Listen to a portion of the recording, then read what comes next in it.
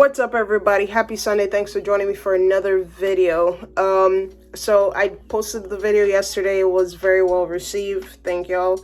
And I had someone ask me repeated questions about Forex, and so I decided to make another video. Yay.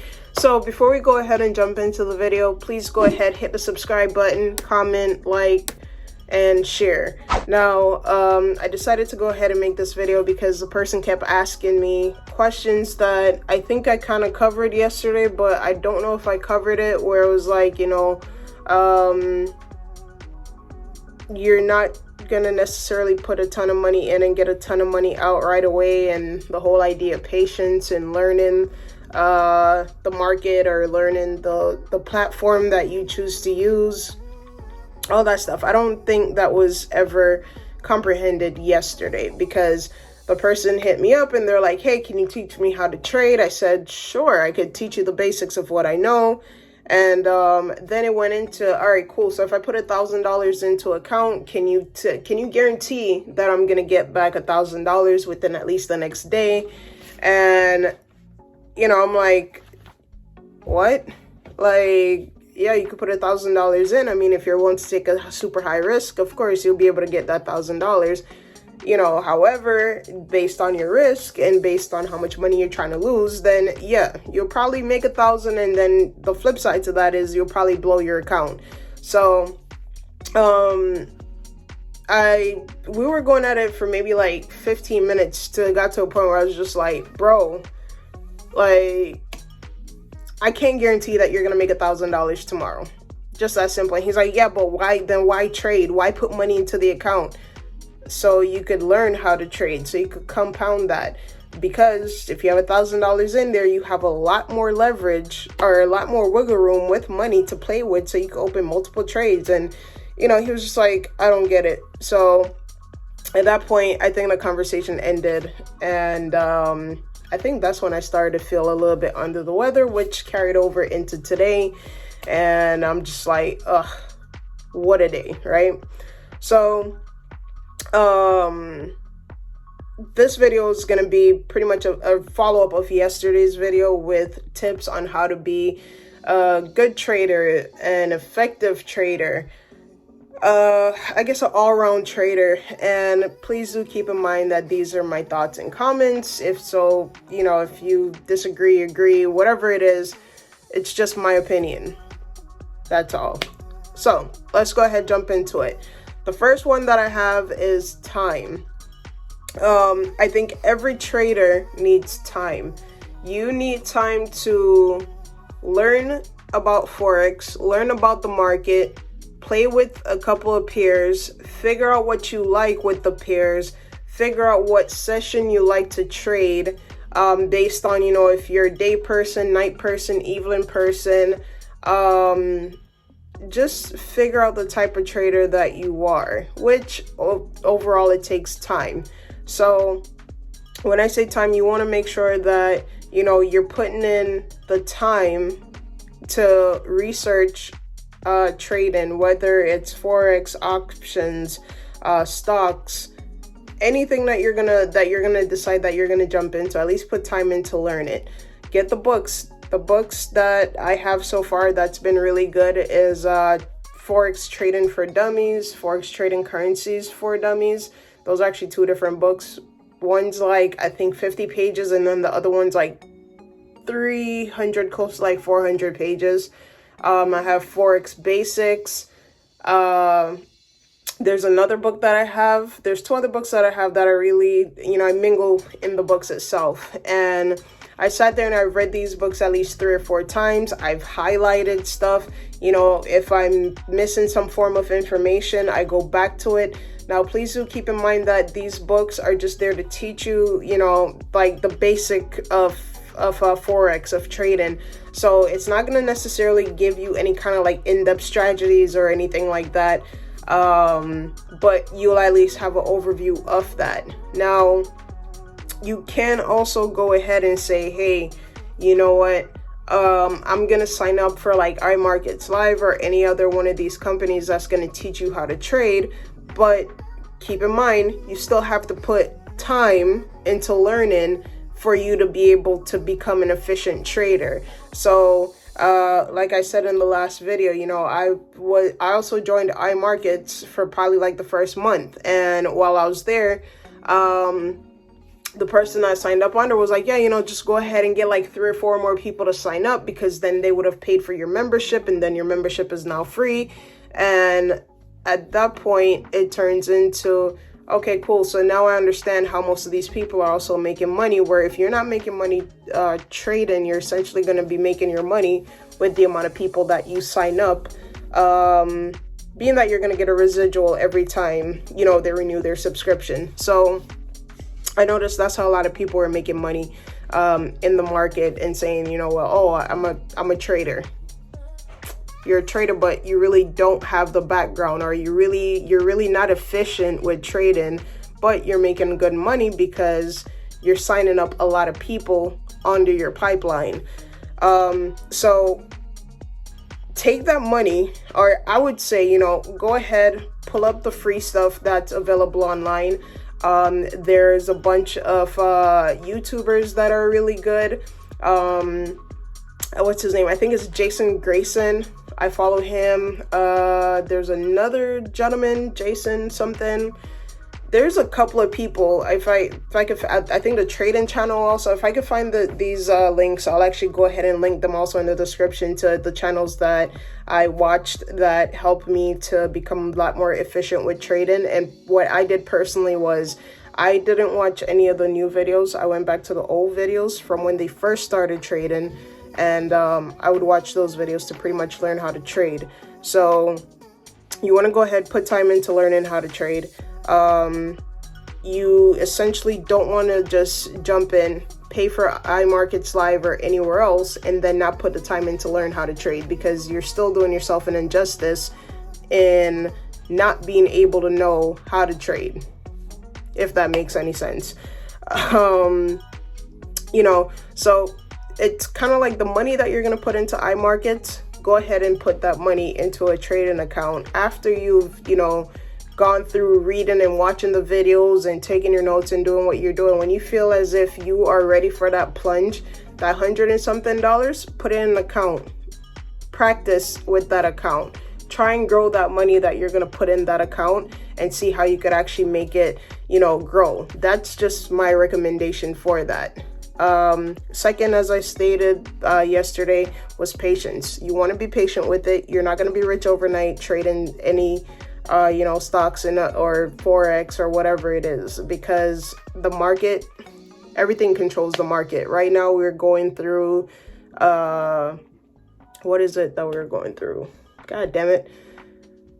Right now we're going through the coronavirus. That's affecting the market. So everything is pretty volatile. Everything's up and down, up and down. If it's not dropping tremendously, you know, there's something that's affecting the market. So patience is going to also always be a factor. You have to be confident. That'll be your third one. So having patience and confidence would honestly tie it all together to where you'll have the perfect mix. If you have the confidence in yourself, then you know for a fact you're gonna go far, because even if you're like, damn, you know what, I lost this amount of money, tomorrow, you know, hey, I'm gonna go back and I'm gonna recoup that money, because I'm gonna stick to my plan that I have. I'm gonna stick to my trading structure, and I'm just not gonna get up and say, okay, well, this doesn't work, so let me try something else. At least, you know, feel it out for a couple of days, see what you did, try it with different peers before you just up and drop your trading plan. All right. Next, I would say is money. Now, yes, you can go ahead and start your account depending on the broker that you have with, you know, $50, $20, $30, but you're not going to have high leverage at that point, because you don't have enough liquid in your account in case your account was to blow, right? So your liquidity is basically based on the amount of money that you put in. Another reason why I don't necessarily care for the dummy accounts, because the dummy accounts, I think you could start off with up to 300 or 10,000. It's some crazy numbers that you're able to start off with. And you already know, once you're able to start off with these high ass numbers, you're pretty much just putting in like blind trades, trying to do all these things, and you're not really getting the full trading experience. Unlike when it's your money, you are going to try and make sure that you're going to take a risk, but you're not going to take that big of a risk. You're going to play with it, but you're not going to play with it. You get me? Like you're going to feel out what's right and what's wrong and what's going to work for you when it's your own money. Even though scared money don't make no money, but you're not going to be like completely just throwing your money away. Apart from those three things, you definitely need a computer or a tablet. Now, a lot of people say, well, I use my phone. I use my phone, but I don't use my phone for analytics or for the markups because I think the screen is too small. But I do have like indicators and stuff like that on my chart for my MT4. After a while, it just gets really like blah, just looking at the screen after a while. So definitely you want to get a computer or your a computer or your tablet and get TradingView. You don't have to pay for the pro program because the free program, at least it works great for me. I just save the indicators that I like a lot. So if I'm doing certain things, I'm able to just grab that indicator. I think when you have the free version, you get to have, I think, 3 indicators on your screen. So that also works very well. TradingView is also another website that is awesome because the community there, people are phenomenal. Like they will help you from beginning to end. You could actually go ahead, do your markups, upload it, and someone someone will actually go ahead and help you explain certain things. They'll try and break certain things down to you while you're on there. So it's literally easiest way that you could say that you can make money, but it's also a hard way for you to make money. And as long as you're having a good attitude towards it, you'll be successful at it. All right. Next, you want to make sure that you find a currency pair that is going to be good for you. Yesterday I mentioned that there's people that's like, oh, well, I only trade during certain sessions, or I only trade a certain pair. And that is because they have perfected their skill with that pair. They have perfected their skill with that currency. So they know when is a good time to trade that currency or to trade that pair.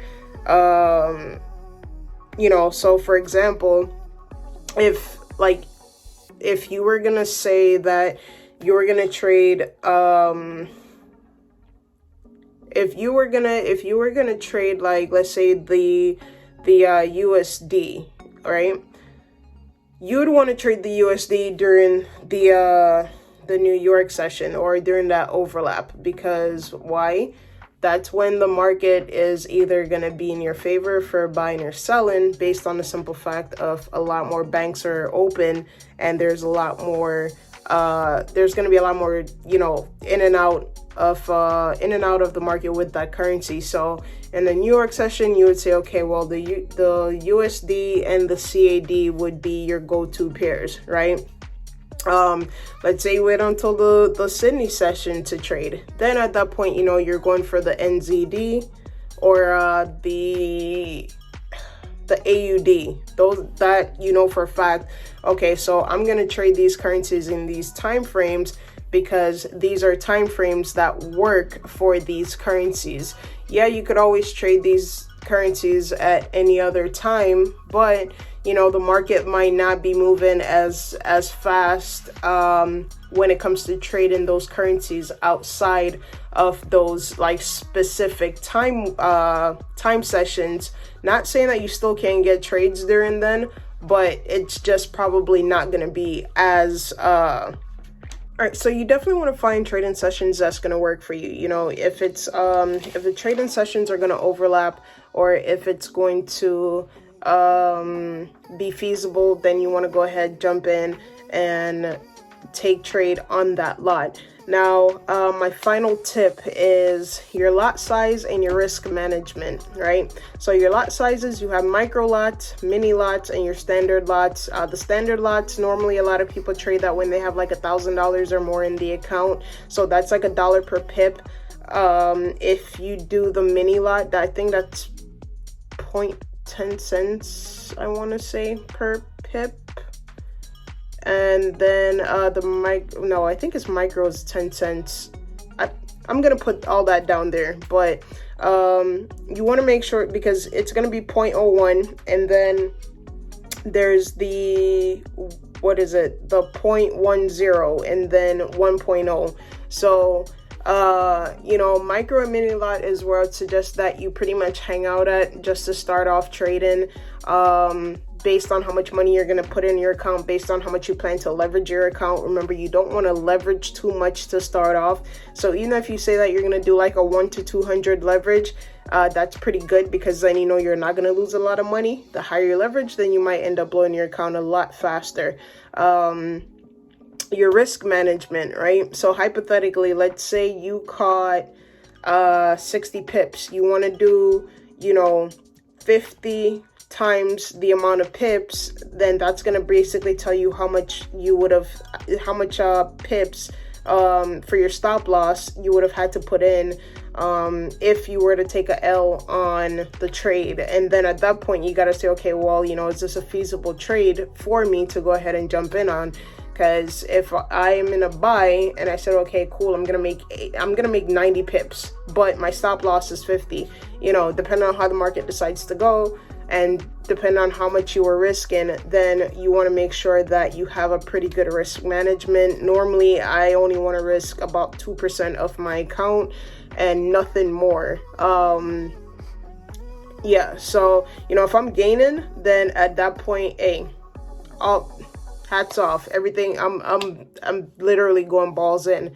At that point, we're moving stop losses and we're doing what we got to do to make sure that we lock in our profits.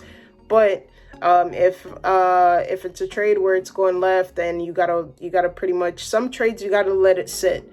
So if it has to sit, then at that point, it's patience and just watching the market. But you already did your research, so okay, well, this is gonna bounce back, or you're gonna have a good turnaround on it. So those are just really some of at least the tips that I felt also are necessary when you're trading. Definitely, please do drop any comments and share the video. Also, remember to subscribe. I'll see y'all tomorrow for another video on something, right? So I hope y'all been good, man. Like, thanks for hanging out and thanks for chopping it up with me. So I'll see y'all tomorrow.